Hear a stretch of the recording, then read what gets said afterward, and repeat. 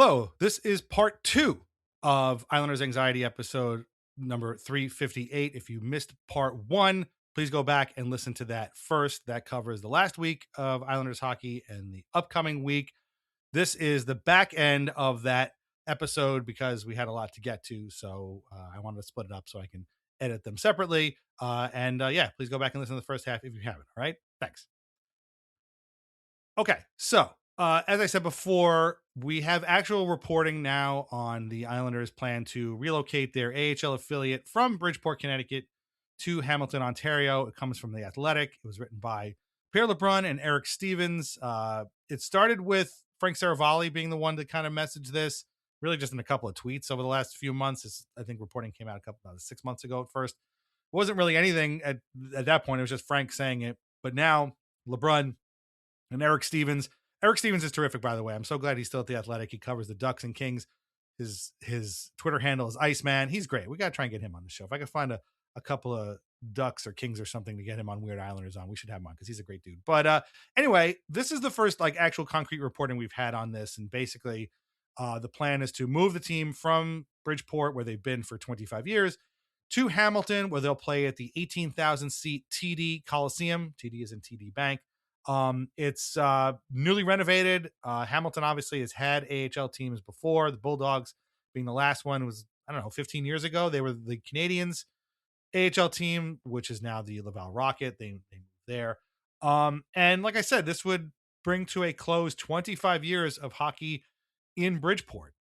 We are not experts in the Bridgeport Sound Tigers. We know people who are season ticket holders, who've been season ticket holders. We have followed the team through the usual channels. Our friend Michael Fornabayo did a great job covering them for so many years. I miss him. I wish he was still there. There is a newsletter called Isles in the Sound that you can sign up for. I did this week. They started last year. I wish I had known about them earlier, frankly. That covers the Bridgeport team that has also had some writing on this, but they do game recaps too, which is great to see. Isles in the Sound. Check them out. And so, maybe we're not the best to speak on this. We'll probably talk about it later as it actually materializes. But, I'm of two minds of this. On one hand, it sucks that a city is going to lose its team after 25 years. That is an incredibly long time for a minor league team to stay in one city. That almost never happens. Outside of the Hershey Bears, I don't know of too many other teams that have been in one spot that long, which is kind of crazy. That being said, many of those 25 years were highly unsuccessful. We've been through this a lot. They haven't had the most talented teams in the world, aside from one run to the Calder Cup finals in, I think it was 2001, with Rick DiPietro in goal. The team has been pretty bad. I don't know if moving an AHL team to a brand new arena in a particularly Canadian market that'll get probably more people coming in will help at all, because I don't know if AHL teams have that. And to me, it's more of a scouting thing. But I don't know. I'm kind of interested to see how this goes. I also am not a fan of they call up a guy from the AHL and he's got to cross a border, get on a plane. It's a lot different than just sort of driving down the Hutchinson Parkway from Bridgeport to Long Island. So again, we'll probably talk about this more in depth at some point. Maybe we'll get a guest on or something like that to talk about it. But what are your thoughts about this? We kind of let this go for a while, but once it shows up in The Athletic, I feel like it's time that we can finally address it and at least start to talk about it, even though we've got a few months before anything actually happens in reality. As you said, this is in the media. It's not been confirmed by the team, and they haven't kind of provided the context. We can make assumptions as much as we want. Right. But I would say for now, I'll just try to do my best to stay at the surface, which is that it sucks for the people. We're Islander fans. We're diehard Islander fans. There are diehard Toledo Mudhead fans. There are diehard, London Knights fans. They are diehard Bridgeport Sound Tigers fans. There are a lot of people who their favorite thing to do is to go to watch Bridgeport Sound Tigers games. It's in the community, etc. And so I feel for those people if this happens, and also just this kind of limbo sucks. And I feel like it's especially true when it's a minor league team. It's those people don't count, right? They're not. There's not even a real team. And I would also say that the Islanders, not really the current regime, but just generally, Lou, previous regimes, this one is on them, for not making this team better. So it feels weird. I feel bad for that. Sound Tigers fans have kind of been put through this. But yeah, as you said, like I'm sure that the reason is always what it always is, right? With sports, which is the Islanders have figured out, well, we can extract more revenue by moving this team to Hamilton. Um, Convenience be damned. We'll make a little bit more money by having this team in Canada than in Bridgeport. So I'm assuming that's what it is, but I would say that like I'd like to hear from the team first, Mm, before going off on one way or another. They've had a couple of tone deaf decisions in the past calendar year, and I'd yeah. like, give them the benefit of the doubt before like I go in on something like this. So, but yeah, it sucks. I feel for Sound Tigers people and fans, more than anything. So we'll see where it goes. But I can tell you, and I'm sure everyone doesn't need me to say this, but we all know why they're doing it. They're doing it because money is how because of money. Like that's it. So, Yes. but we'll see when they kind of bring Right. thing to light. It is not a coincidence that the Oakview Group operates both Total Mortgage Arena in Bridgeport and TD Coliseum in Hamilton. So, like, somebody must have looked at some balance sheet somewhere and was like, we can make more money if we move this team to Hamilton than staying in Bridgeport. And that may very well be true. I don't know. Like, I honestly don't know. I've actually seen people be like, oh, great, Hamilton's going to get another chance at a team now. Like, why? They didn't support their last couple of teams, which, again, I don't know anything about. It's there. That's what they said. Maybe they're right. Maybe they're wrong. I don't know. And, the AHL is not the NHL. There's a different vibe to it. Obviously, it's more of a developmental league. You're only allowed to play so many veterans, and it's mainly for like younger guys coming up and stuff like that. And I just want there to be the best environment for up and coming Islanders. For the first time in a very long time, as we've mentioned all off season and talked about earlier this season, the Islanders actually have prospects coming up that might need to play in Bridgeport or might need to play in the AHL and get their time. Obviously, Matthew Schaefer just flew right past all that, but eventually guys like Victor Eklund, Keyshawn Aitchison, Cole Iserman, Danny Nelson, Quinn Finley, like all these dudes, maybe Marcus Gidloff or Dmitry Gamzin and the goaltenders they have might have to come over and play. I want the best environment for them. And if that's in Bridgeport, fantastic. If it's in Hamilton, great. If it's in Capital District in Albany or Troy or whatever, that's fine. I don't care. Like I've seen the Islanders have a million affiliates in my life, and I'm sure that they're going to have a lot more. And that's again what I'm saying. It's like, yeah, the Bridgeport franchise has not been successful over the past 25 years, but the fact that they spent 25 years in one place is a miracle for any minor league team in any sport. Like that just never happened. And so you're 100% right. There are fans of this team that are going to lose their team. Like there might be fans of this team that aren't even Islanders fans. I don't even know. Also, I mean, what are they going to be? The Hamilton Islanders? I don't even know. They're going to go back to the Tigers probably because Hamilton has a connection to that team going back to the early NHL in the early 1900s. So there's a lot here. If you're pissed off about it, I hear you. I get it. I totally understand. I do, like you said, I want to know more. And, hopefully the team at some point will have an announcement, say something, and we could all, talk about it for real. And like I said, maybe we'll get somebody on to give us a little more information from sort of the ground level, having been to Bridgeport games. I'm a little mad at myself that I haven't been to a Bridgeport game ever. And this, in that 25 years, you think I would have gotten in my car and driven to Connecticut. It's not really far from where I live. So, but maybe I still have a little bit of time for that. But, I'm also of the mind, and again, I don't want to go down this road because for all I know, this was never possible. But I was with my family on Sunday. We were celebrating my dad's 90th birthday. And we were talking about the, casino that's apparently going to come to the Coliseum property over there. And I was like, are they making the Coliseum into a casino, or is the Coliseum going to exist and then they're building a casino around it? Honestly, I don't know. My dad didn't really know. I think they're just building it around the Coliseum. The Coliseum is still going to be there. But my point is that it always, to me, seemed to be a pretty easy thing. You put the Islanders in a brand new arena, whether it was Barclays Center or UBS Arena. You put the minor league team at UBS at Nassau Coliseum. I get that they don't want to cannibalize the fan base, but listen, we're not stupid. Like we all know there's a difference between the A and the NHL. And teams like the Marlies, the Toronto Marlies and the Leafs, the San Jose Sharks and the Barracuda, they share buildings.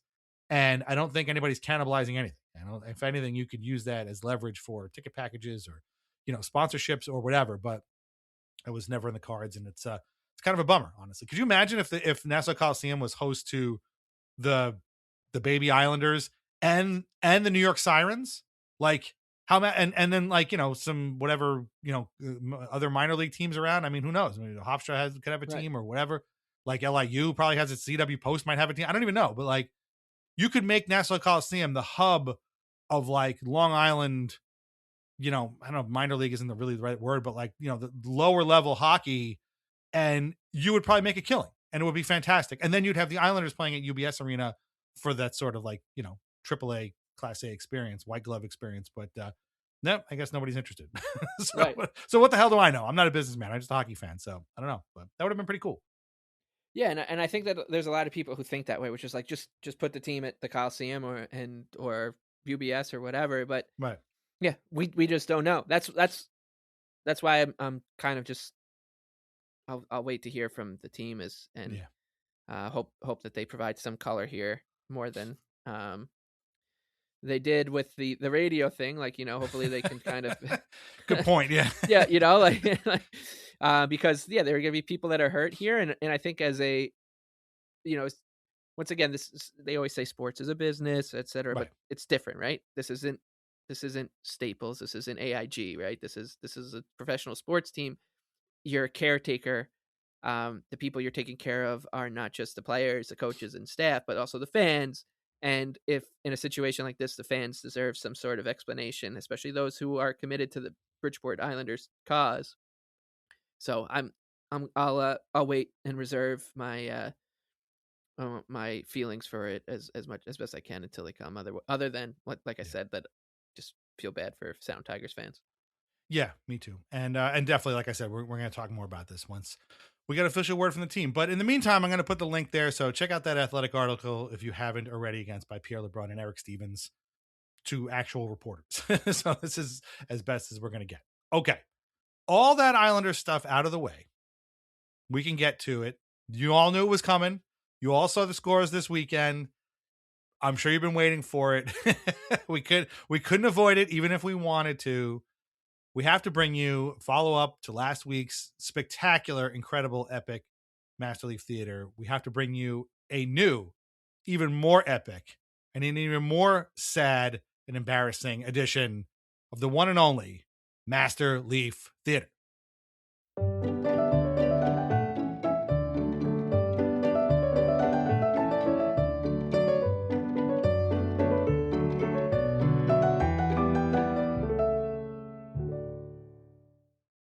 So, why are we doing another Master Leaf Theater? Well, because Mitch Marner made his return to Scotia Bank Arena, whatever. I think that's what it's called. I'm not even sure. It doesn't matter.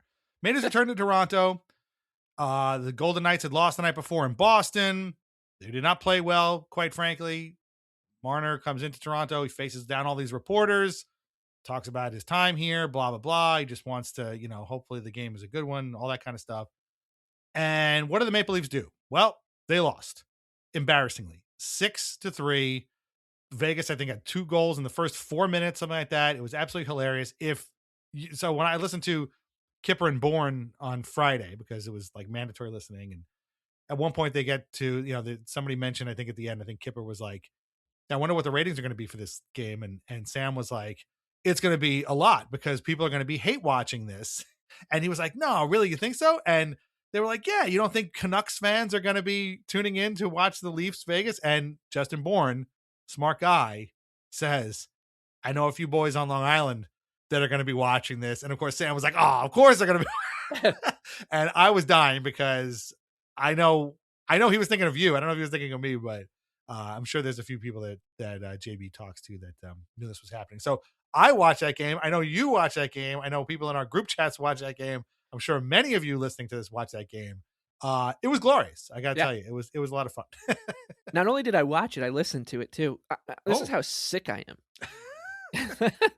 So I went out to dinner at a diner with Isla and then my brother Dave and his daughter, who's just 2 months older than Isla. We had a great time, and I was like, going to go back, watch the Leafs game, and enjoy it. And I realized as I was driving home, like right around puck drop, I'm like, I actually want to listen to Jim Bowen.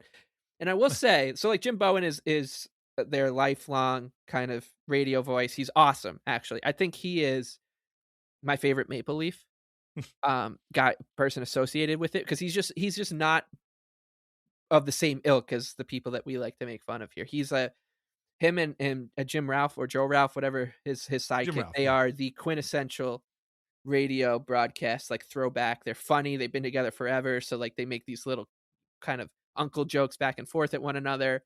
Um, they actually made fun of the Coliseum at one point, which was great.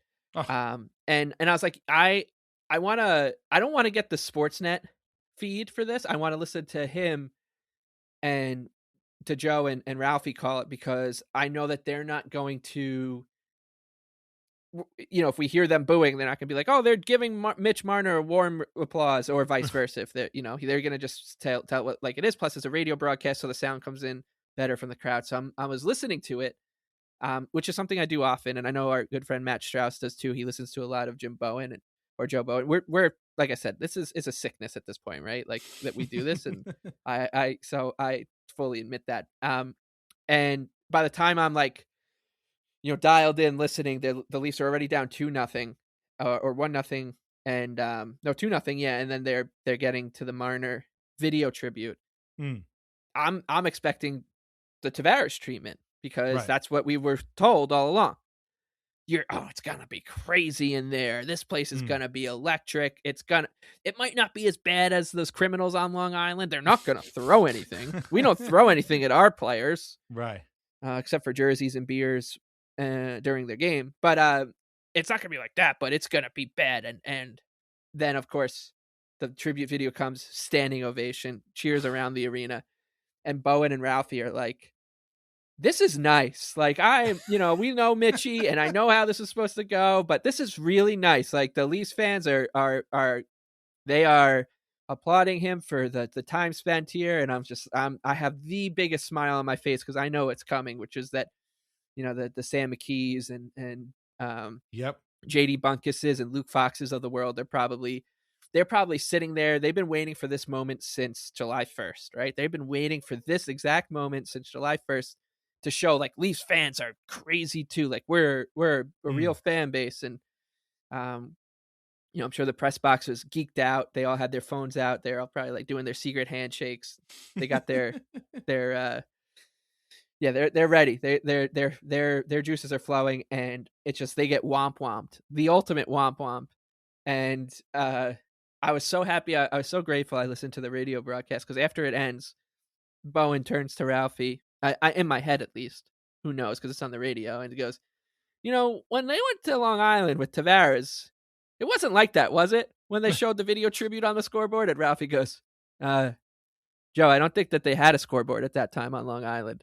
And I was just like, oh, that was so perfect. And I turned up the radio. I had the biggest smile on my face, and I went and kind of hid behind my hands for the rest of that game because it got hairy at one point. Mm. But and it felt very much like I was watching a Leafs playoff game. But Mm. yeah, I couldn't have gotten better. Could it have? Like No. everyone they were talking about how embarrassed all the Leaf fanalists and the Luke Box jukeboxian types are talking about how embarrassing it was. And man, did I really Yeah. enjoyed it was great that it was on a Friday night too, so like I had all night to just like sit there and soak it up, and boy did I. Yeah, no, it could not have gone better. It was absolutely fantastic. And I mean, listen, we all remember Tavares' return game, and this was always going to be compared to that. No offense to Jack Eichel or Mark Stone, who had their own return games that, in Eichel's case was a little bit acrimonious. In Stone's case, wasn't at all really. The day of Friday, Sean McIndoe, who we had on Weird Islanders, the podcast, once wrote an article about like, acrimonious NHL return games. Obviously, Tavares was the first one, and I was reading it, and it's fine, but like, I thought to myself, there's like Yager is on there, and there's a couple of other, Yager was booed by Penguins fans, and there was a few others. I forget what else was on there, but like all I could think of was like, does anybody really remember these these games. I don't. I mean, I've seen some people talk about Yager coming back and getting booed, but like no one will ever forget the Tavares game. Like that is, they might not think it, but that's got to be one of the most memorable regular season NHL games of the last, what, 10 years, something like that. I mean, just in terms of, again, regular season, if you, especially it's even higher if you remove the Winter Classics and Stadium Series games, which frankly are starting to become a little rote, like they're starting to kind of blend in with each other. That is a game that nobody will ever forget. And we were there. It was at our building, and they can make fun of not having a scoreboard, but like that game, I actually found a video of that game from a fan. So it was right there. It wasn't just the game that, with the mics and all things and you could still hear to this day. And again, that game happened in 2018. So I don't know, you do the math. It's 2026 right now. Or excuse me, 2019. So I don't know what it is, probably 7 years, I guess. You can still feel the hatred coming from that game. Like you can feel the anger coming from that game still to this day. Kudos to the account that took that video, because it still did a great job of like creating this idea that like for 2.5 hours, those people who were at that game, yourself included, gave this one man everything they possibly had. And we've talked about this before.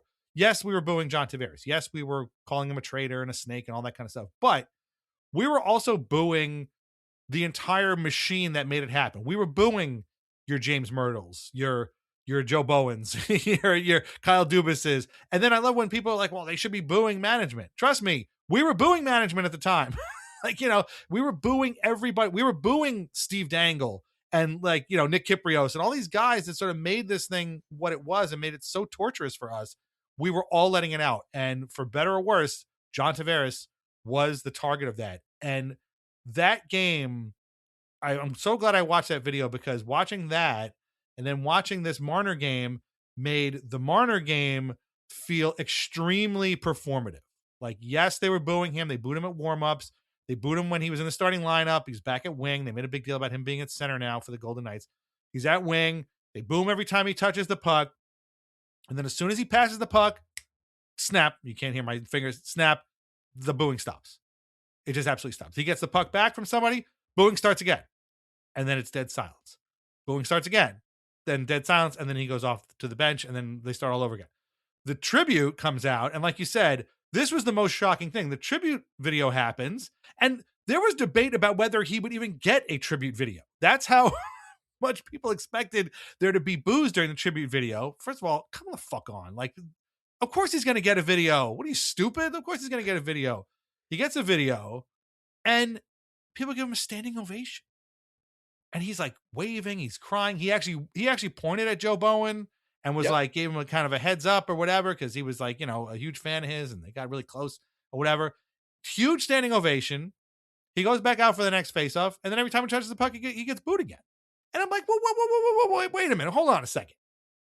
Do you hate this guy or do you love this guy? Because let me tell you, there was no inconsistencies, no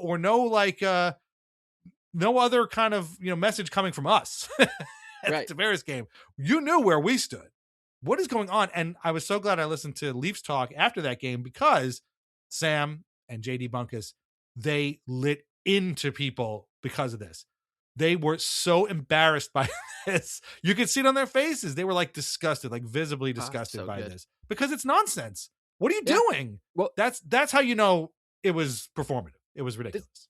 And this is a fan base that has been ridiculed by everybody in hockey forever, and especially from the island, but because we they're plastic corporate, huge corporation. They're owned by Sportsnet. They're owned by the team that cover the media company that covers them. And this was their moment that they thought they were going to prove, like, no, Leafs fans, like we really do care. Like, we get it. How often have we heard over the years, like, when they make fun of Coyotes fans or Ducks fans or whatever, like Florida Panthers fans, like, do they even know about hockey? Like, come on. Like, they always make fun of those markets. And this was supposed to be their shining moment to show that, like, no, we can get the fangs out. We can rub elbows with the the Islander fan base, or the Philadelphia Eagles crazies, the Bills going through the Right. tables kind of guys. Like, this was their moment, and they just got so severely let down. And as they are the kind of, for better or worse, faces of that fan base, like them and Steve Dangle and all those guys right now, because of the platforms that they have, it was egg on their face, and Yeah. it was awesome. It was so great.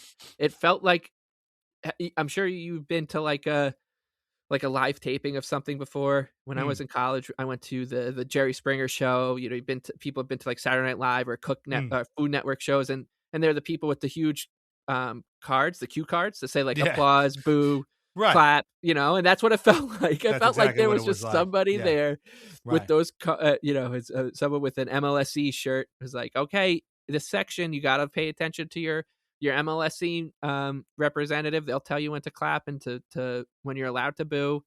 And then when what something, and I'm glad that you were when you were talking, that this popped back into my head because of what you said. One thing that I've thought about over the years about that Tavares game is how much I respect the hell out of the people who went to that Tavares game and cheered for him, because maybe they were his favorite. He was their favorite player. He Mm, was, maybe he turned them into an Islanders fan for sure. whatever reason. It was like there were a few people in there that like clapped for him during the Mm, tribute video, or for whatever reason. To do that amid that mm. sea of hostility takes such Sure. cojones. Yeah, absolutely. And I think about it a lot now. Like, I really respect those people almost more than number one is the person who threw the snake. Like, that, whoever that person is, please make yourself known to us. We won't reveal who you are. You can come on. We can Right. do a special episode just to Mm. to to sing your praises, because it was just so I, fucking I funny. I know a person who bought the snakes. I'm assuming he's the person that threw them, but maybe we'll Let's need to hope find so. out later on. Yeah. Yeah. And that's that person's number one. Honestly, number two could end up being the people who clap for him. And when I watched this, that's what I thought. I was like, I'm gonna see people like that. Like that, I'm gonna be like, wow, Right. good for those people to be brave amid, they might have like a beer dumped on them. And then I realized, oh no, I'm watching the Toronto Maple Leafs.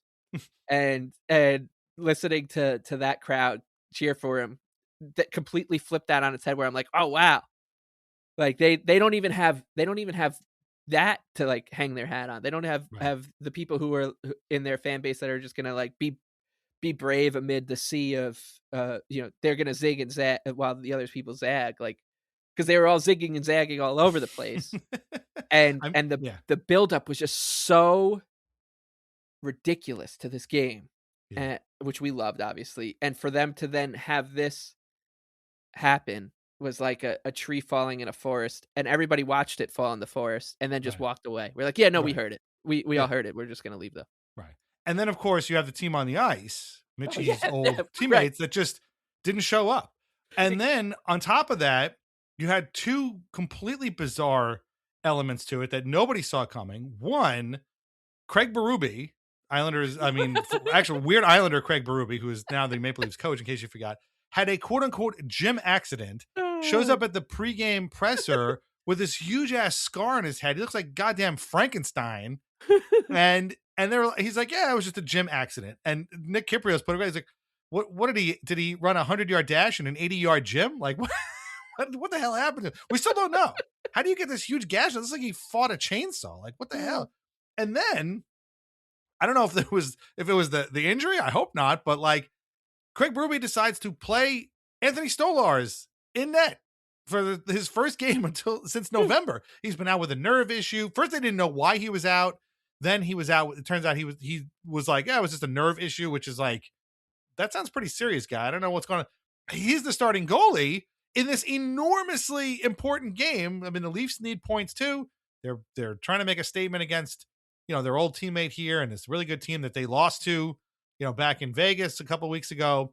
And Stolarz just wasn't up to it. And like, you kind of felt a little bad for him because this is the game. But I'm guessing, because Stolarz was the guy who called out the Leafs earlier for not playing well. My guess is that he probably went to Berube and was like, "You need to put me in, coach. I'm the guy for the game." And he was like, "You're right. Let's get it." And then, nobody else And shows up. And I mean, he wasn't good, but he wasn't exactly helped out either. So there was and a lot going on in that game. there was And actually Leafs lost. another bizarre element Yeah, so the Leafs lose, they're tepid, and the other great thing was that Austin Matthews Yes. last Right. last last time on Master Leafs Theater, Austin Matthews told Mark Masters he wasn't gonna take any more Mitch Right. questions, and what does he do? He holds to his word. Yep. Austin Matthews does the captain of the Toronto Maple Leafs, doesn't do any media availability before nor after the game, which is something that is outrageous because he's the captain. He's not just the captain of the Cincinnati Cyclones. He's the captain of the Toronto Maple Leafs, who have Right. a throng of media people every day. So just the decision of not talking to the media becomes a story in the media when you're the Right. captain of the Toronto Maple Leafs, and Austin Matthews is so unperturbed by that he decides, I'm not going to talk to the media during this game or after this before or after this game, and that of course pissed everybody off. So I could, if I had to like make a list of the 100 things that I wanted to see happen in this game, I think all 100 of them came true.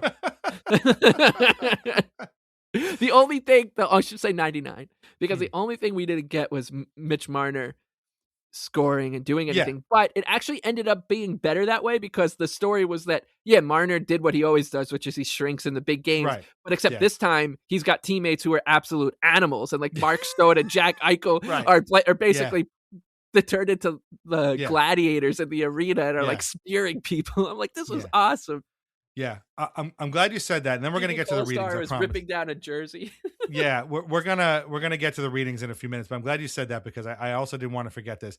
This entire episode, that the game in Vegas and then this game here, have given me such an enormous amount of respect for the Vegas Golden Knights. Oh, And yeah, I know absolutely. that they wear the black hat. They love to play the villain. I kind of respect that as well. But these guys have taken in Mitch Marner and they have accepted him as one of their own, and they have decided he's part of our team and we are his teammates and we're going to stick up for him and we're not going to let these assholes Yeah. ruin our guy's day. And yeah, so they're coming out to the ice. Somebody's got a sellout 16 Leafs jersey. You know, that was Marner's number there. Keegan Colasar rips it down, throws it down. Keegan Colasar scored the second goal in that 2-goal first period for the Knights. I mean, no, Marner didn't have any points, but like he set up, I think, a Pavel Dorofeyev goal at some point with a nice play.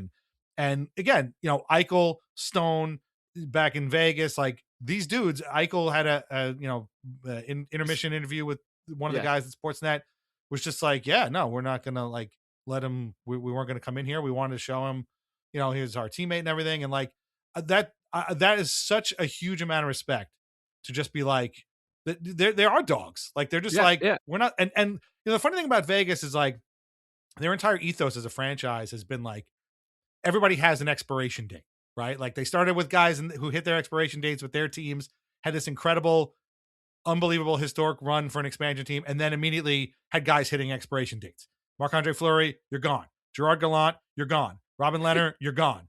Peter DeBoer, you're gone. All these guys are gone, and yet they have made it so that guys want to go there and play there, even if it's for a short time. They have you know, built themselves this reputation as like a place where people go where they want to win. And that's Mitch Marner, I guess, or he wants people to help him win. But I just have gained such respect for these dudes over the last couple of weeks. It's unbelievable. I can still hate them, but respect them. Right. I'm glad you said it because I'm thinking about them now. I'm like in a completely different light. Eichel scores like a minute in, and this happens in any building, but when the opposition scores, like it just goes dead silent for a second, and once in a while a player can fill that entire arena with a woo. Yeah, and Eichel, that, Eichel absolutely touched all the walls in that places with his woo, and and it just to do that against the team that is the complete opposite of that. Right, with the Maple Leafs, nobody's ever had an expiration date. You come here and like we'll give you whatever contract you want and all that, and also like they've just never stuck up for one another. The most famous moment between like the core four was when Willie Nylander and Marner got into like a pissy argument on the bench in the middle of a playoff game when Willie Nylander was like, "It's not fucking junior, bro." Like, so like if you can't imagine a Vegas Golden Knight or a Florida Panther or a Tampa Bay Lightning player like doing that. Nathan McKinnon isn't turning to Brock Nelson and the Avalanche and being like, "This ain't Junior, bro." They all just know because they're all like, "I'm on this team for a reason," because they know I have killer instinct in me, and the Leafs have been without it forever. And it's been on display for years and years and years, which is one of the great things about this night, is that we've seen evidence of this team lacking any ability to step up in these big moments and to provide their fan base with, hey, you're showing up to the game, like, we're sending you home happy. You've had this one circled on your calendar forever. Like, they just don't do that. And for some reason, this fan base, probably because of the stuff that they read from the media, believes that that's not true. Like, oh, we're gonna come in here and they're gonna give it their all. Like, no, these guys are gonna do the exact opposite of that, and then they're gonna tell you to, like, they don't care. They might even flip the camera off because that's how little they care, which we saw, right? Like, this team could not care less about that kind of stuff. And the Knights, literally on display in front of your eyes, showed the exact opposite of, like, how much it mattered to them to show. Like, I don't even know if Vegas Golden Knights fans cared that much about this game. Oh no, absolutely not. Yeah, no. But this team cared so much that Leafs fans cared about this game that they're like, we're just gonna bully these guys around the ice, and that's what they did. And so they're up there now with, like, the Panthers, and the Knights and the Panthers are kind of like in this weird kind of part of my fan soul where I'm like, I'll never forget what you did for me. I will just never ever forget what you did for me here. Whether it's the Panthers, obviously, with the beating the Rangers, and the Leafs a bunch of times, and now this. I'm like, you guys, it's an IOU situation. Call me if you're ever stuck on Long Island. You need a place to stay. yeah. When have the Leafs ever, come out and on top like you expected them to? So that leads us. I know that was a long intro, but that leads us to a bunch of readings here from after the game from a bunch of different sources with a bunch of different things. We got, most of them are Marner related, but we'll get to another Leaf at the end here. And I'm glad to say we have some different sources here, which is really, really great. And we're going to take turns reading these. And the first comes from the Toronto Star, and it's from a writer named Rosie DiMano. Now, if you're not familiar, Rosie DiMano covers sports occasionally as an editorial opinion writer. She also covers a lot of, like, political stuff too in Canada, and basically she sucks. But her writing here for this was perfect for a Master Leaf Theater episode, and it's going to kick us off in the best way possible. I love when they try and shoot for, like, lyrical stuff or poetic stuff. It's fantastic. And so this article is called "Mitch Marner Hears Booze," parentheses, so many boos, in his return to Maple Leafs ice, as he should, by Rosie DiMano. She writes, "X marks the spot, with an acrid whiff of sulfur rising from it, as if the devil incarnate. Here be a dastard. Here be an ex-Maple Leaf. Not just any former Leaf, and maybe not the most reviled Mr. X-Leaf in the annals of the hockey club. But for this generation of fans, Mitch Marner is the conduit for all the fury, all the bitterness of Leaf Nation scorned and betrayed. Exhibit A in the offensive bounty of regular season brilliance, yet also Exhibit A in the freak show of playoff catastrophes, the core four of which he was so critically a part of, endlessly coming a postseason cropper. Which might be forgiven, but bolting isn't. Stiffing the team left behind isn't. Could have been a legend, now viewed as a rotter." I'm going to pause there because I'm not even sure what I read. Like, some of these things I was putting this together because we have so much that I had to, like, put it together and, like, fit it together. I'm not even sure some of these sentences, like, make sense. I'm sure they did to her, but, like, in reading them, I guess he was trying for, like, some sort of, like, Shakespearean, like, Canterbury Tales type of thing going on here, but I don't know if it really works. But could have been a legend, now viewed as a rotter. It's just really, it's kind of brilliant in its stupidity. I don't know. I think it's if you ask somebody, like, hey, like, I know these guys who do an Islanders podcast. They do this bit called Master Leaf Theater of these overly dramatic Leafs writers and their prose. Can you try to write something for them? And this is what you would get. because this sounds like somebody, as you said, somebody trying really hard to write something that comes off as if it was translated from some Right. Irish monk in the Dark Ages, writing about a king coming through the village, and Right. we don't like this king anymore. He left Mm. it, left us in worse than he came, and but it's what stood out to me is that this prose is Shakespearean sounding, Mm. whereas like some of our other luminaries are Shakespearean, as if like they're, hey, like we're writing a new hip uh Lower East Side if Shakespeare was from the Lower East Side, if he was from the Six, like how would Right. it sound? Like this is just Shakespeare, as if it was Shakespeare Mm. was trying to Right. write about hockey. Yeah. Here be a dastard. Here be an ex Maple Leaf. It's Right. and Rosie's been around for a long time, Oh yeah. so you wonder if the reason why Luke Fox Jukebox is the way he is because he's read this kind of stuff for a long time and is Oh, like, yeah. Maybe. oh, this is how you're supposed to write about sports. Right. You're supposed to write words like rotter and Right. talk Dastard. about the whiffs of sulfur, like the devil incarnate. Right. And the other thing too is that the title is completely misleading. Yeah. Because it is, as we'll read in some other ones. There were some boos, but boy, Right. this was Rosie. Yeah. I don't know if you went to the game or what, or you need to watch the Right. video that you were talking about with Tavares. But we could show you what so many boos in parentheses should sound like. Don't worry, we're gonna get to that, I promise. Yeah.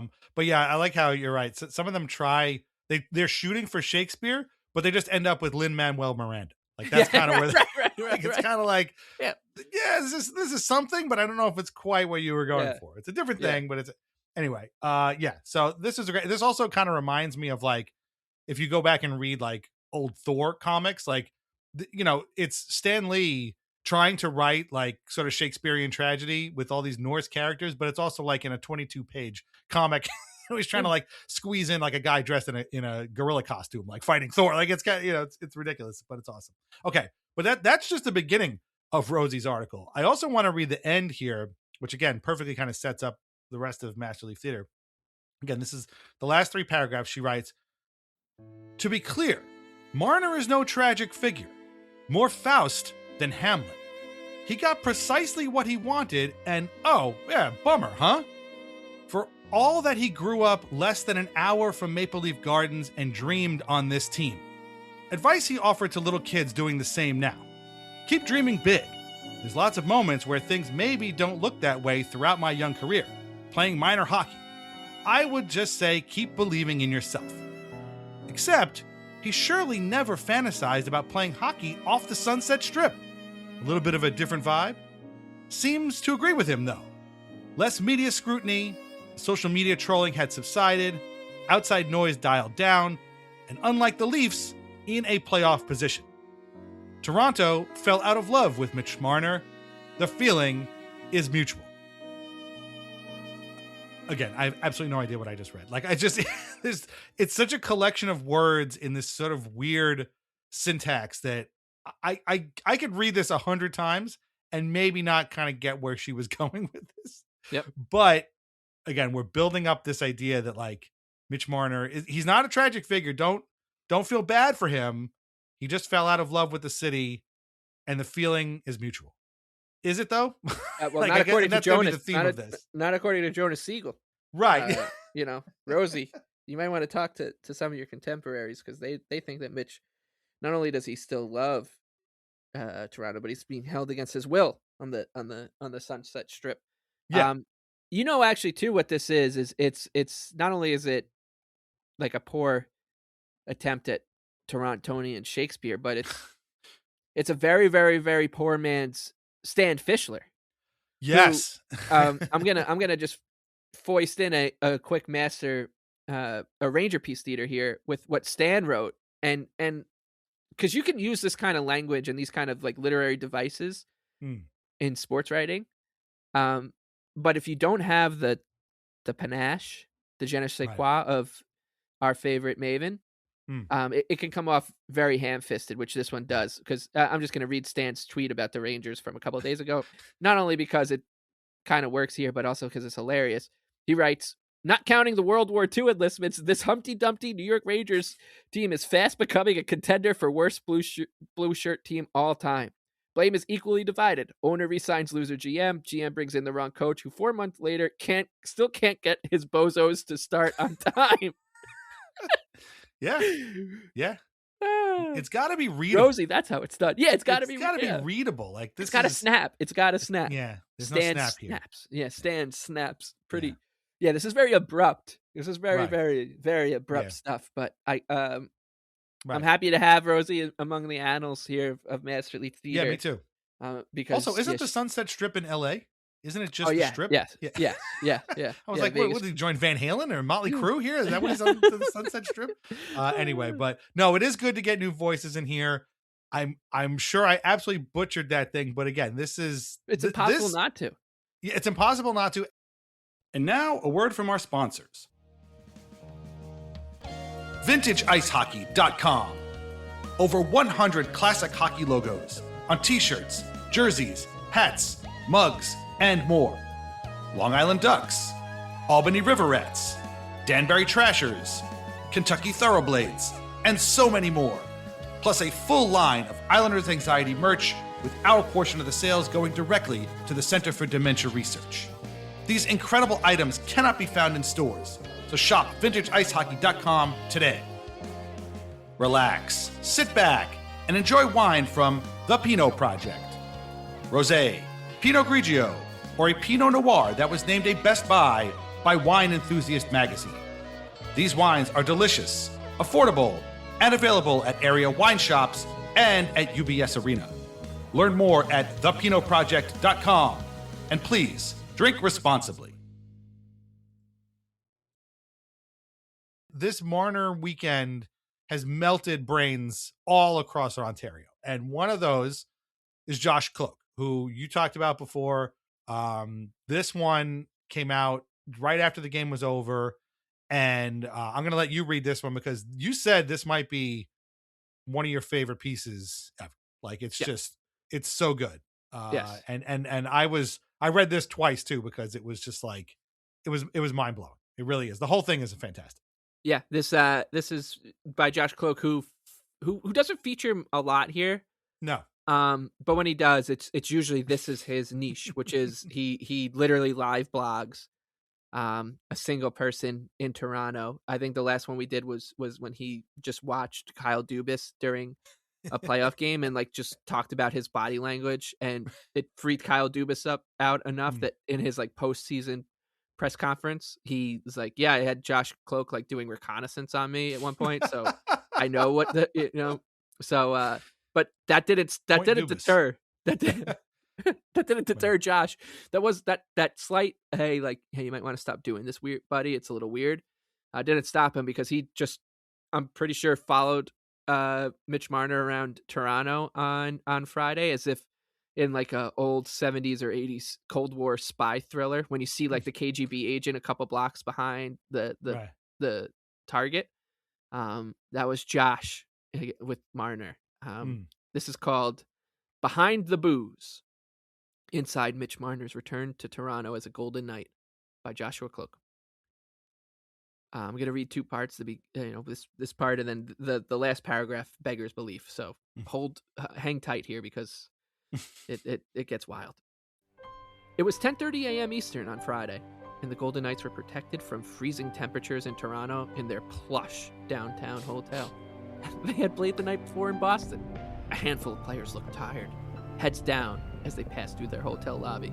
Yet, when those players looked up, they raised their eyes and shook their heads.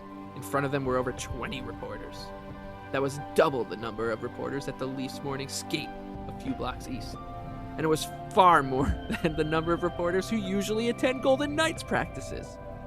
The reporters were there for Marner. Under an ornate chandelier, Marner cut through the half circle of reporters without a single word. He took his place behind a Golden Knights black backdrop, wearing a black Golden Knights sweatshirt and white slippers, presumably from the well-appointed hotel. Marner's hair was tousled. Sleep might not have come easily, as the Golden Knights lost the night before in Boston ended at 9:46 p.m. With a flight time of about 2 hours to Toronto, Marner would have gotten into the city he once called home well after midnight. Just 13 hours after the last game ended, Marner was again in front of the cameras. I'm obviously not used to staying in a hotel, Marner said of being in Toronto. It's a little odd. Now I'm going to skip to the end here. But this, you now get the gist of what's going on. Right. This is after the game. Marner's responsibilities for the evening were finally finished. He skipped out of the bright light. Marner continued skipping toward a place he knew very well. He grinned as he approached multiple former teammates waiting for him. McCabe, Max Domi, Morgan Riley, and of course, Austin Matthews.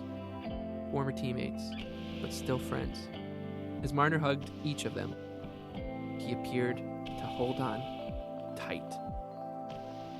He loves us. He just loves us so much. He can't let go. This is a piece with the Jonas Siegel thing that we read last week, which is like, Marner's having a hard time out there in Vegas. Don't let anybody fool you. And then Marner's like, no, actually, I'm having a great time. This has been a lot of fun so far. This is right there with like, no, he didn't want to leave. And it's like, okay. I mean, he misses his friends, I suppose, but that it was, the whole piece needs to be read.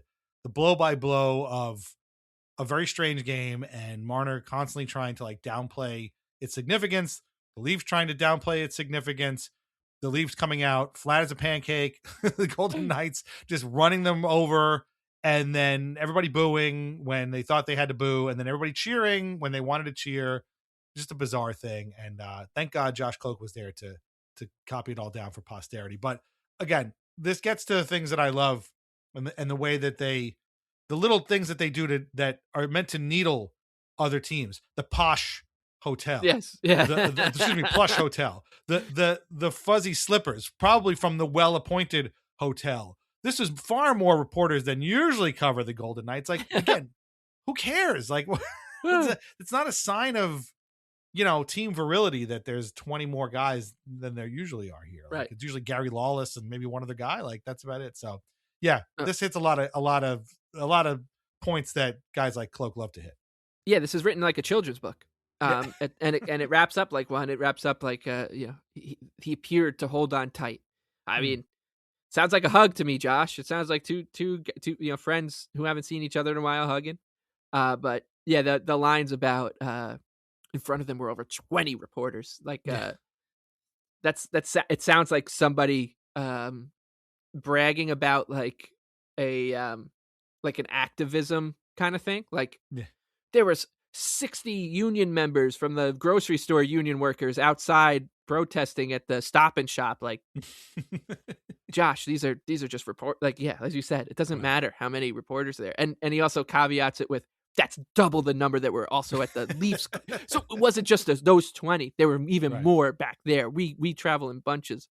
But this is a weird thing among these reporters where they all like refer to each other as teammates and like they're all in this together. Like, no, man, you guys all just are doing your job. Mitch Marner is doing his job.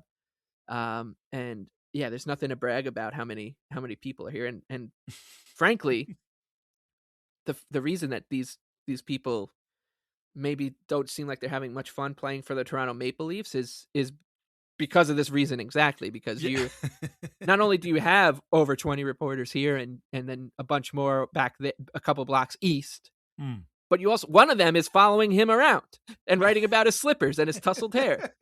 And he might not even be the weirdest guy because there's a guy over there writing about whether or not somebody's wearing a shirt.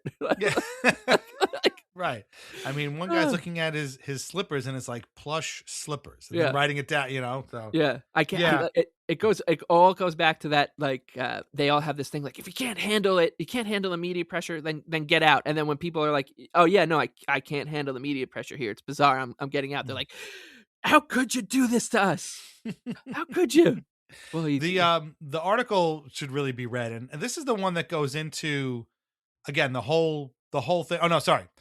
I should admit, we're not going to read from it, but there's an article that was put out by Elliot Friedman before the game came out that should also be read as sort of like a preamble to all. Think of more like the appendix to all this because it came out before the game, but it talks about all the different things and all like the bonuses that Mitch didn't get and the contract squabbles and how he was mad about it and all like the social media stuff that drove him mad and all these different things that like layer upon layer upon layer that just led to his split.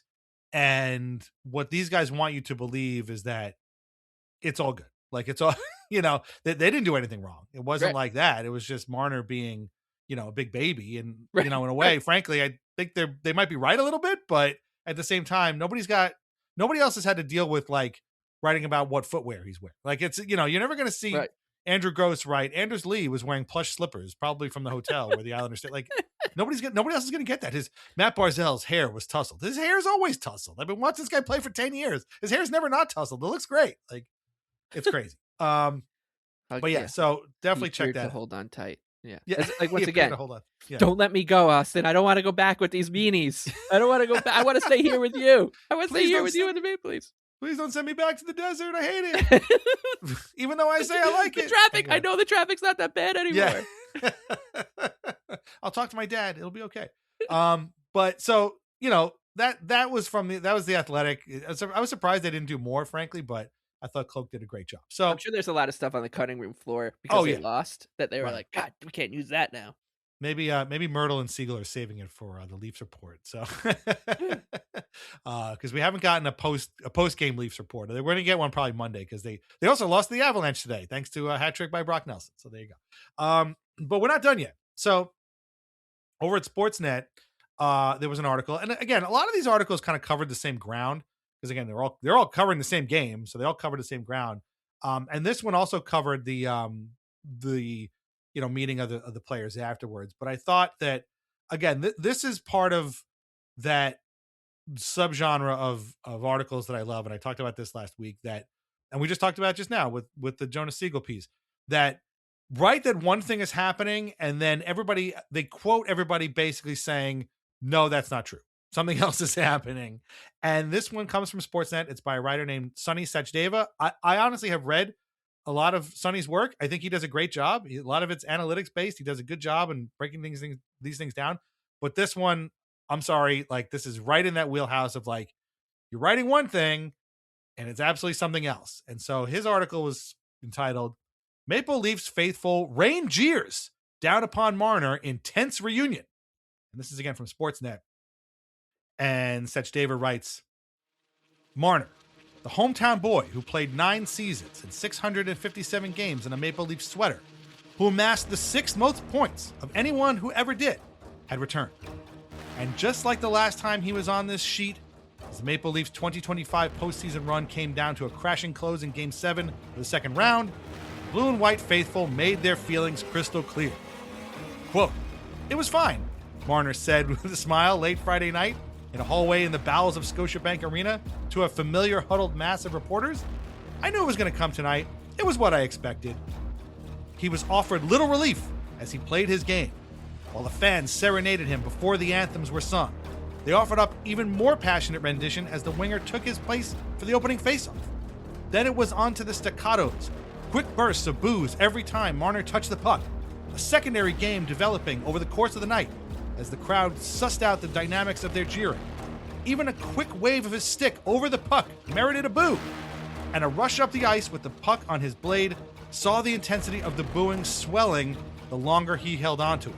The crowd even came up with a novel addition, a full-throated cheer every time Marner skated off the ice at the end of his shift, a celebration of his absence. Quote, I told him, I don't think you had that good a shift. I don't know why they're cheering, Knights head coach Bruce Cassidy said with a chuckle post-game. Quote, the cheering when I was going off was pretty funny, Marner added. I didn't see that one coming. So, again, they're booing him. They're booing him every time he touched the puck. They're booing him every time he waves his stick over the puck. The longer he carries the puck, the harder the booing gets. They cheer when he goes off the ice. Isn't this terrible? And Bruce Cassidy's joking. Marner's joking about it. He found it funny. Again, I hate to keep bringing up the Tavares return game, but I promise you, no Maple Leaf found any aspect of that game funny in the slightest. None of it was funny to them. Maybe it's funny now, but it wasn't funny at the time. The fact that they're joking about this means that the booing obviously wasn't that bad, right? Yeah. I think the juxtaposition is well made and should continue to be made, and I will be making it forever if I ever get a chance to meet Sam McKee or JD Bunkus or anybody. I gladly remind them of that, putting the two games side by side, because Islander fans showed up to that game and knew exactly what they needed to do. There was no what did he say, sussing out of the dynamics of Right. their Yeah. jeering. No, I mean, Long Islanders, they can heckle anybody for anything pretty well, and we didn't need to know that. We showed up early. It was very cold. It was a late February day. There were people burning John Tavares in effigy in a parking lot next to a Right. Marriott. Like there was no, it was dystopian, and it went. Another thing about Islander fans in this game too was like it went right up to the line, Yeah. like nose was touching the line, but it never went over the line. And you could say, oh, you can't throw a plastic snake. Fine, like whatever, I get it. You can't throw things at people at sporting events. I get it, but it was a plastic snake. It wasn't crazy, Mm. and we've seen a lot worse. And from there, it just everybody just sat in their seats and then made the night a living hell for him, to the point that we still talk about it, and Leafs fans still talk about it, to the point that on a lot of the post game stuff, they were like, Islander fans, they had that game and they had that moment, and I thought we were going to get our chance, but instead it was, as you keep calling it, performative. I feel like it is a perfect word for it. And this article basically kind of tells on them. It was just like, Yeah. yeah, no, it was exactly. They even came up with a novel edition. Wouldn't you believe? Uh, oh my god, I mean, yeah, Yeah. man. You go to a high school basketball game with 100 people in the crowd, and they're gonna do funny shit like that too. It's going to a sporting event Right. with real human beings. But yeah, I love the detailed. Every time he touched the puck, they booed. Yeah. Like, yeah, that's how it works, man. Yeah, Right. and It the whole game reminded me of I love pro wrestling, but I only watch All Elite Wrestling. I don't watch WWE. I don't like it. And whenever I do see it, it's usually on like a Twitter thing or like a little screen, a little capture, or like on Reddit or something like that. And it's so often I feel like the crowd is being piped in, the noise is being piped, and I know for a fact WWE pipes in their crowd noise because it sounds like it's from the video game. Like it sounds like the noise is from the WWE video game, and it starts and then it stops, and then it starts and then it stops, and then meanwhile you look at the crowd and people are on their phone, they're standing around talking to each other. It's like, yeah, I mean, I guess there's a lot of people in here, but like this just doesn't feel right, and that's the way I felt about this. And I don't think the Leafs were piping in booze, but it certainly felt like somebody had a switch that they were yeah, just turning on and off, and to be maximum funny. So I don't know. It was not good, to be honest with you. And again, my favorite thing about this will always be this thing is happening, and then everybody being like, "No, it was funny. yeah, It no, was it was fine." fun. Like, Yeah. okay, sure. I guess it was really funny Yes, then. Sonny should have just like not put the quotes in. It was fine. Yeah, Right, that was when Tavares came right, and he was like, yeah, like nobody had to walk in my shoes and right. all sorts of other So stuff. I don't understand why the story wasn't Mitch Marner wasn't bothered by the booze like that. Why not make Right. it that? I don't understand.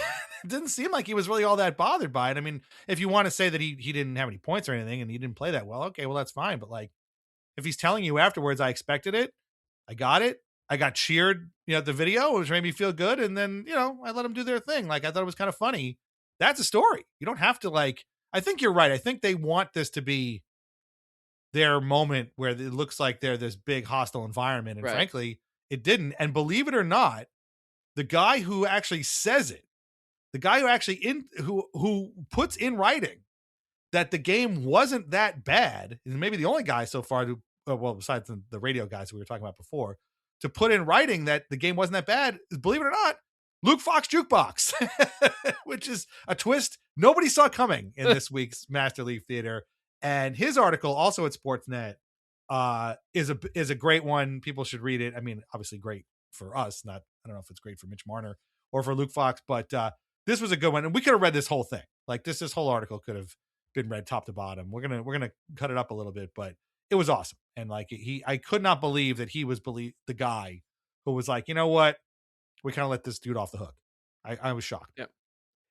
Yeah, and it comes like 12 hours after he posted a different article, which was, I mean, Luke Fox Jukebox has quite the imagination, but he outdid himself in his pregame thing where I'm not gonna read the whole thing, but I'll give you the gist of it. Where Right.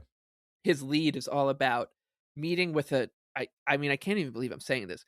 The lead of his article on Sportsnet about the Toronto Maple Leafs is about him having a Zoom call with a life insurance adjuster. That's right.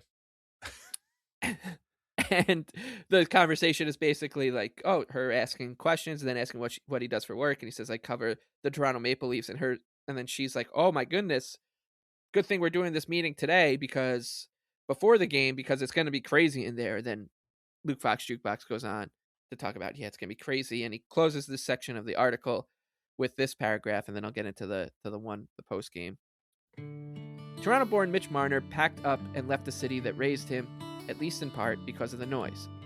On Friday, draped in Vegas gold and wearing his throwback 93, same number as a local deity, Marner will step into an arena filled with the stuff. I'm sure it's going to be ... loud, predicts Scott Lutton, a former teammate and fellow Torontonian, a guy who gets it. So that's the whole thing, is like Luke Fox is drumming it up. He's like, this is gonna be crazy. I can't believe I'm gonna be in the building for this, wearing my credential. This is gonna be awesome. Fast forward 6-3 Golden Knights victory later, and he writes, inconsistency abounds in the stands and on the sheet. Marner was given mostly a standing ovation during his video tribute and was greeted with child-written signs of encouragement pressed near the glass as the visitors warmed up. We miss you, Marner. You will always be my favorite Leaf. Roses are red, Leafs are blue, but now I wear gold. Just for you, Mitchie. He was also booed at varying levels when he made a simple play. Yet, his current teammates rallied around his return. Catch Keegan Colasar ripping one hater's sellout 16 sweater to the ground. And his former teammates, Austin Matthews, Morgan Riley, Chris Tanev, and Jake McCabe among them, caught up with their friend in the hallway postgame. All things considered, the hometown star's return was pretty comfortable. I mean, this is almost like, for Luke Fox Jukebox, this is almost like controversial to say that the return was pretty comfortable. Because it kind of was. Like, yeah. It's just like, hey, I mean, when I saw those signs, I heard people booing and whatever. Elliot Friedman, we should mention, was also like, oh, it's crazy in there. They're booing him during the warm-ups. But you look at the picture of the warm-ups and there's people that are like, we love you, Mitchie. Right. Dude, what? Well, what are you talking about? Some people are like asking for sticks and pucks. What are you talking about? Yeah. These are the people that hate this guy? Really? It's Luke Fox Jukebox, as you said, in a twist. It's just the guy who's like, I'm going to just tell it like it is. I'm not going to make up a 6-year-old in the building who gets like, a beer thrown at them for holding up a Mitch Marner sign. And I sent the clip to you, like during the Sportsnet intermission, Frege like completely lost himself. It was like, you wouldn't believe it, but the Vegas Golden Knights, we're going to watch them walk into the building here. And there's just a shot like you see from every NHL team of the guys walking in their fits, their game day outfits. And nothing happens except for a bunch of Vegas Golden Knights players just walking into the building. But he's like, now see here, Eichel is blocking the camera. Like, they're all blocking the camera from seeing Mitch Marner. And I'm watching, I'm like, no, they're not. Like, I see Mitch Marner is right there. I see where he is. They're not, nobody like palmed the camera down and was like, you're not going to do it. And then he talked about how they, all the Vegas, I got a friend in the building who said that the Golden Knights stood up and were banging their sticks before the video tribute started. Like, once again, this is a normal thing that happens. They know when the video tribute's coming too. And so Free just trying to sell it. Once again, very, please love my sport. Hockey's crazy. You guys wouldn't believe it. You should put us on Sports Center energy. When the reality is, as Luke Fox Jukebox of all people said, it's a pretty comfortable night. Yeah. Yeah. It was, you sent me the clip and it's a little hard to use because it's captured off the TV, but like, it's, and I'm sure that Frege is going to try and make that case on the 32 Thoughts podcast. I can't wait. It was a hornet's nest in there with a bunch of people holding up signs saying roses are red, Leafs are blue. We love you, Mitchie. Meanwhile, again, I promise to stop doing this. The Tavares game had little kids yelling, "Fuck you, Tavares." Yeah. You can go straight to I hell. I don't know if Yeah. I've ever told this story, but I was, there for warm-ups, and, I was my brother Kevin had just had um, a baby at the time, like, and it was right around she's probably, like, a month old or something Mm. maybe, and he was FaceTiming me, and I was like, "I gotta go." I literally said verbatim to him, I'm like, "Alright, it's great talking to you. I gotta go scream at John Tavares for the next 3 hours." Mm. And as I was walking down to the glass for the warm-ups, before I started arguing with Brett Yormark, I there was, like, a 6, 7, 8-year-old kid next to me, and he handed me, um, a like just a sheet of paper, and it was just printed, and it was all these quotes from John Tavares over the years, probably Mm. lifted from your Probably. encyclopedia. And this kid just said, "My brother told me to hand these out."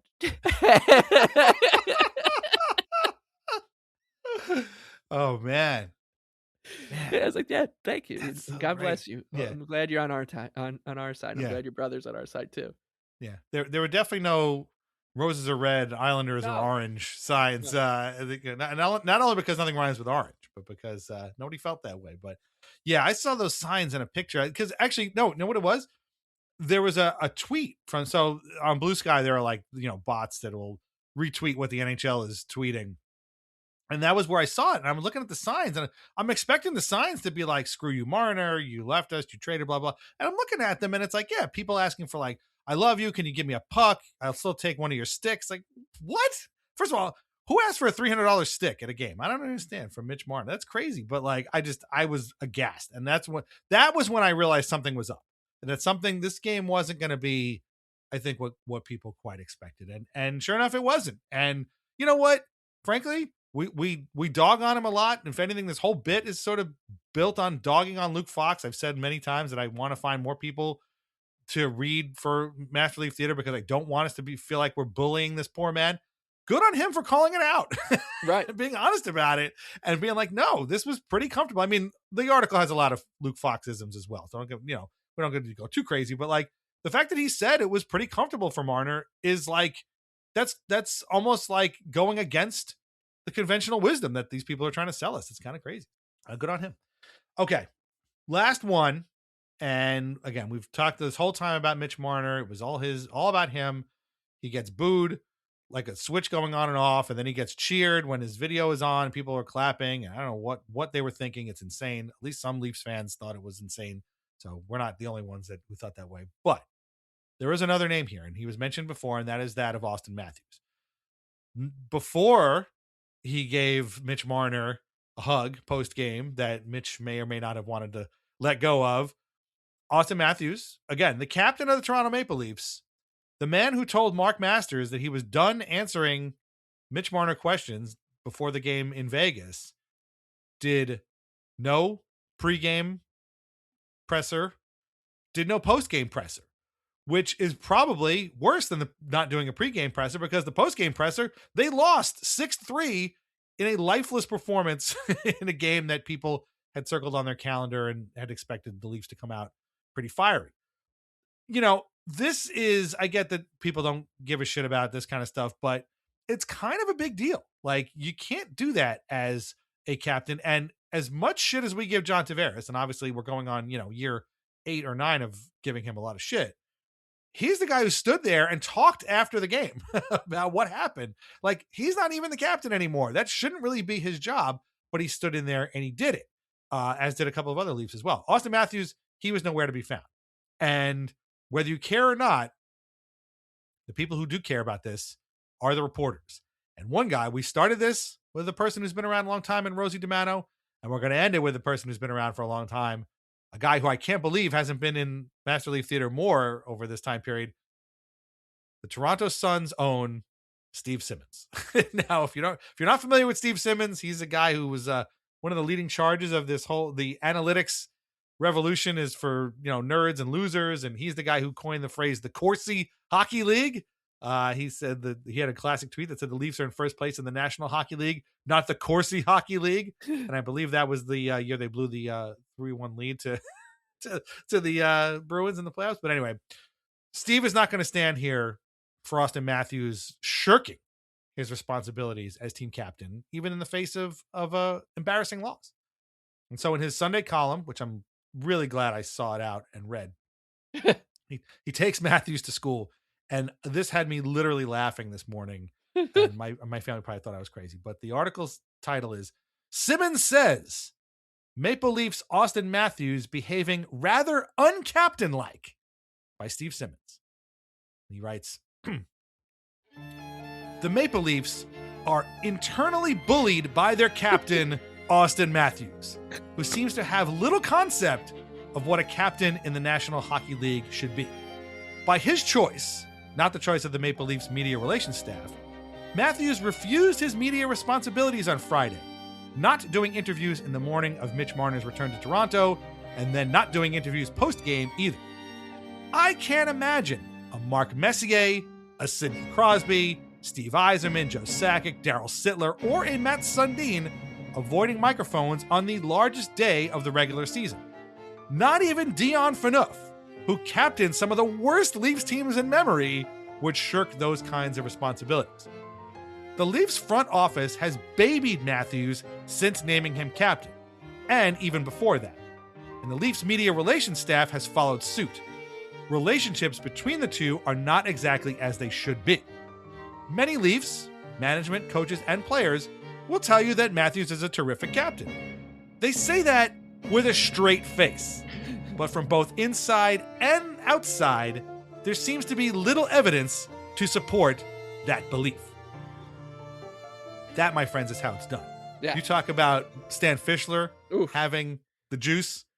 Yeah. Steve Simmons has the juice because he just in just what is that, 5 paragraphs, he just tore Austin Matthews a new one, like in a very concise and clear way that is just awesome. Like just using words like bullied and babied him. Like this is masterful work, Steve. Fantastic.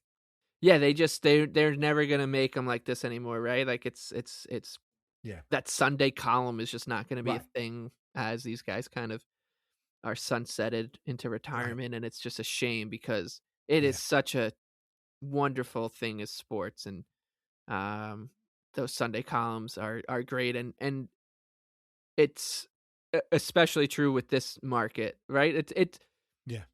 we've read a lot over our lifetime of the Yankees, and when players who like Randy Johnson would come in, or Jason Giambi or whoever would the next big free agent that they'd sign would come and underwhelm, and they would just get taken to task by the Sunday columnists at the New York papers, and it's just not a thing anymore. And I'm just really glad that we still have Steve Simmons to say something like this, because I've been waiting for it, and what's Simmons, it became like kind of cool and trendy to like dump on Simmons years ago, and he is like a bit of a parody of himself, but that's part of being a Sunday columnist, is like you're supposed to be opinionated, you're supposed to be colorful with those opinions, and you're not supposed to care. Yeah. And you got to bring it, man. Like Yeah. Larry Brooks, we just talked about him a few months ago. He just brought it, and he was going to face you the next day. And if you didn't like it, well, too bad. He's going to have it out with you. And what's so great about this is I think that like the you got my obligations to the media kind of crowing is, it's so overdone, especially by Canadian people, and it's because the people who complain about that are media members. So like, well, of course, yeah. I didn't get a chance to talk to Connor McDavid tonight because he didn't want to speak to the media after the loss. Yeah, dude, like that's okay. Like it's not that's a problem for 8 people on the entire planet, and you just happen to be one of them, and you're also talking into this microphone right now for us to hear. I don't think that John, the bartender John, nor Greg at the gas works, they're gonna care too much that Connor didn't face the media after a loss to the Canucks last night. However, I will say that in this particular case, you're the captain of the Toronto Maple Leafs. You probably want to talk to the media before or after this game, and probably if you don't do it before, right? Okay, I get it. You said you didn't want to deal with the Mitch questions. You made that clear. You got to do it after because your team played Right. like shit in a huge game in front of what was supposed to be a raucous crowd, Right. and you made, as Luke Fox Jukebox said, a comfortable night for the Vegas Golden Knights. You watch your team just get, if Austin Matthews is internally bullying his team, the Vegas Mm. Golden Knights came in and externally and internally bullied the Toronto Maple Leafs all over the ice on what was supposed to be their biggest night of their regular season. So yeah, Poppy he's got to talk to the media after that. And this is why I'm so Yeah. happy we're talking about this. We talked a couple weeks ago about how when he set the record against the Islanders for the most goals by a Toronto Maple Leaf, all Mm. these guys were on side with him. Yeah. They're like, "Oh, great, the GOAT, the greatest Leaf of all time. Poppy's he's back. He's Mm. willing the team back to the playoff race. All that kind of stuff." And we said, well, a couple weeks ago, these guys were tearing this guy a new one. They're like, he doesn't care. He looks disinterested. He might not be healthy. I don't think he's a good captain. And then they changed their tune for this one moment. And then now it's going to go right back. And this is going to be a thing that we're going to get to enjoy. And if I may, feel like this is a little bit of foreshadowing. You know, we've talked about the biggest difference between Tavares and Marner leaving their former clubs, right? Mm. Mitch Marner was chased out of town. Right. The media puts the blame on the fans. I would say that the blame probably belongs to the media people who wrote all the stuff that was insane about Marner and made his life very complicated. We begged Tavares to stay. I will say that this feels like they're just going to start doing it again to the next guy who's going to be run out of town. The next guy to be comfortably booed and cheered and at his return game for the Los Angeles Kings or whoever, Austin Matthews. Right. So yeah, put that one back because this feels like it. It feels like he's sick of them. They're getting sick of him. This fan base is bizarre. They just need somebody. They need to be actively running somebody out of town at all times. Right. Yeah. And they've done Mitch. You know, Morgan Riley is just not exciting enough for them, so they're just now the focus is going to come on Matthews. So yeah, they were teetering on running Tavares out of town, and honestly, with the way he's played, he had that hot start, but the way he's played in like the last 2-3 months, they might start running him out of town. I don't know, but probably not because I think he's proven their loyalty to them. But especially now that Matthews has the record, I can kind of see that. But yeah, no, you nailed it. Like if he didn't want to talk before and because he didn't want to answer the Mitch questions, you can kind of buy that. But you got to stand in there afterwards and take it, man. I'm sorry, that's your job. Like you got to do that. And he did that today after the Colorado game. But his answers were all like, "Oh, it's on everybody. We got to start better and do a better job." Yeah, okay. Well, I mean, why didn't you just say that Friday night? I don't understand. It's just it was good to see Mitch again. It would have been nice to get the win. And we have to move on. That's all you got to say. You don't have to get into your history with the guy or to create a whole narrative about it. Just say, we all got to move on now. I'm glad it's over. You can say I'm glad it's over. I mean, this is a point that Sam and JD Bunkus have been making on Leafs Talk, which is again, you got to go back and listen to it. Just be a human being. Just be I'm glad it's over. That's all you got to say. And just, I don't know. He left. He didn't want to be here anymore. It's okay. He's allowed to do that. So, you could just say that. So it was very funny to me. And I again, much like with Luke Fox, I'm glad somebody said it because this is more in line with reality than oh my God, look at how much they're booing Mitch Marner. Yeah, they booed him and then they just kind of stopped. And then, they cheered him and then apparently they booed him throughout the game, but it just seemed like a game mostly. And it's just, I don't know. I turned it off after Tavares scored because I was afraid they were going to make a comeback. So I didn't watch the second and third periods, but it was back to the thing I was originally saying before. The whole thing was very performative. And if they want to take that as a sign that they're this rabid, crazy fan base, okay, man, come to any Islanders Rangers game in either UBS Arena or Madison Square Garden. And you could see a couple of rabid fan bases. And I'm telling you right now, those games aren't even almost what they used to be, right? But they're still pretty raucous. Particularly the ones at the Garden, I would say, are probably the most raucous. But those games are more raucous in the middle of the season than this game was. And the Islanders play the Rangers like what, at least 4 times a year, and those games are more raucous and tension filled than the vaunted Mitch Marner return game. So I don't know. It's a little. Yep. You guys got to Yep. branch out a little bit, I think. I think just the way to sum it up is I think that was a perfect that game, that atmosphere was a perfect representation Mm. of what the Maple Leafs really are and the fan base Yeah. really is in reality.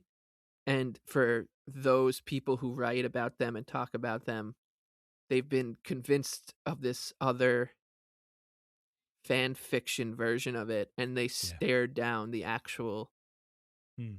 reality of it, and we're like, oh Yeah. my God, have we been doing this all along? You know? And I'll leave you with this thought, which is that although he really gave a good account of himself tonight, and we don't wish this on anybody, but if Luke Fox Jukebox was just given a different assignment and a different job, if they were like, hey, you're just going to be an account manager for Sportsnet now, you're going to sell ad space or whatever, I think he would go through, like, he'd have to go through some sort of immersive therapy training to like be like to enter into the real world where it's not the Toronto Maple Leafs amusement park world that he's been living in. When a real world where he or Steve Dangle or Sammy or whoever, they walk into a place of business, a general store, a 7-Eleven, and they're not, and they read the paper and they're not being asked or think they're going to be asked about Max Domi's ice time or something, right? Like it would take, I think it would take some serious time and effort for these guys to detach themselves from this incredibly strange fictional universe that they actually live in. Like I wish them the best in that, truly, because it's concerning on a human level, because I really don't think that these guys could snap into just being a normal human being right now, because they've been so warped by this particular generation of this team and how they felt they needed to cover it. So yeah, I would love to see James Myrtle working another job. Right. Yeah. Where he doesn't have to examine the Leafs in any way. And because I think it's slowly melting his brains. Donna from accounting seemed really short tonight. Like with her words, do you think, no, man, that's just, she probably had a rough day yesterday or something. Maybe she's tired. She didn't get some sleep. Do you think we need to do a podcast about this to talk about, to figure out how she's feeling, if everything's okay at home? No, man, she's just a normal human being. Well, what do you think about the next couple of days? Like if she's perfect the next couple of days, like you think they'll be back into it and the numbers will be better? And I don't know, man. Like you never. Did you notice her slippers? All right, that is the perfect way to end this epic edition of Master Leaf Theater.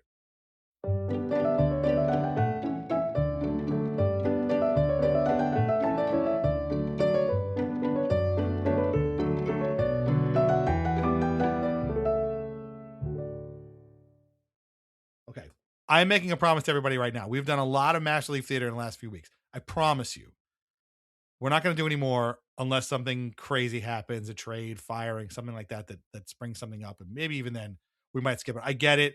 And whenever I say that, people are like, no, you got to keep doing it. We're going to keep doing it. I promise. But I'm just saying it's been a lot. Yeah. The last 2 weeks, we've done more on the Leafs than we have on the Islanders. So I don't want to do that. That's a slippery slope. We don't want to go that far. This was too good to pass up. Obviously, we had the whole Marner thing, so we had to do it. But I promise we're going to try and shelve this for a little while. So that otherwise we'll turn into that metaphor I was just making. It'll exactly be right. You're like, oh God, I got to make fun of Steve Simmons today. Right. How can they survive without making fun of some other rival company's person or something like that? So we're gonna let it rest for a little while. Then obviously we'll bring it back up when the time comes, maybe in the off season or something like that. But we thank you for listening. We really appreciate it. We especially this 2-part episode. It's a long story, but basically I think this was probably the best way to do it. So we hope you've enjoyed both parts. We'll be back next week with a regular episode of Islanders Anxiety for the Islanders' final week of games before the Olympic break. So we'll take a good stock of where they're at and see where they're at. And don't worry, of course, we're going to be recording during the Olympics. Become a member at patreon.com/Islanders Anxiety for commercial-free episodes, bonus shows, written podcasts, written post chats. Just join for free. Do a 7-day trial. You know the whole thing. Patreon.com/Islanders Anxiety. Our theme song is Morning Haze by Family Dinner. Listen to more of their music on Spotify. Read Lighthouse Hockey every single day for your most up-to-date Islanders news and discussion. Islanders Anxiety Podcast are part of the Fans First Sports Network. Find us wherever you get your podcast and on YouTube. Please leave us a review where you can. Shop at VintageIceHockey.com. Try wines from the Pinot Project, an official partner of the New York Islanders and UBS Arena.